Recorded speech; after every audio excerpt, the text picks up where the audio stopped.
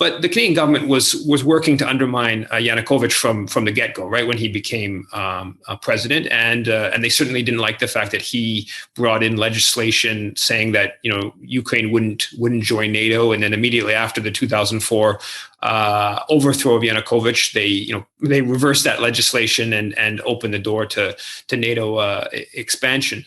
So Canada played an important role in the ouster of Yanukovych. For instance, during the last week of the protests, the opposition, the Maidan protesters, used the Canadian embassy. They were based in the Canadian embassy, including far right.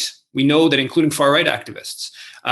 Early in the Maidan protests, John Baird, Canada's foreign minister, went to the square and supported. And Paul Grod, the head of the Ukrainian Canadian Congress, very right-wing group, announced that Canada's foreign minister was there at the square, and apparently people started chanting "Canada, Canada."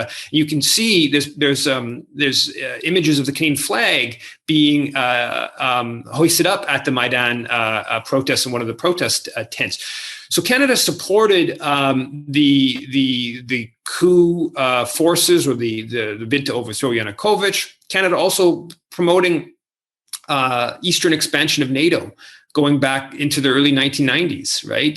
Jean Chrétien, when he becomes prime minister in 93, immediately, not, within months of becoming prime minister, starts pushing for NATO expansion east, starts criticizing the Americans for not going fast enough with NATO expansion.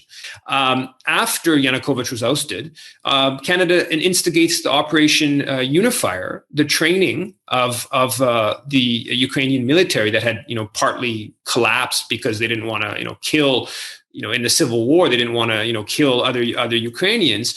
And in fact, Jason Kenney, who was a former defense minister, Poroshenko, the former Ukrainian president, actually says that Jason Kenney is the godfather of the modern Ukrainian military for his role in instigating the training mission of the Ukrainian forces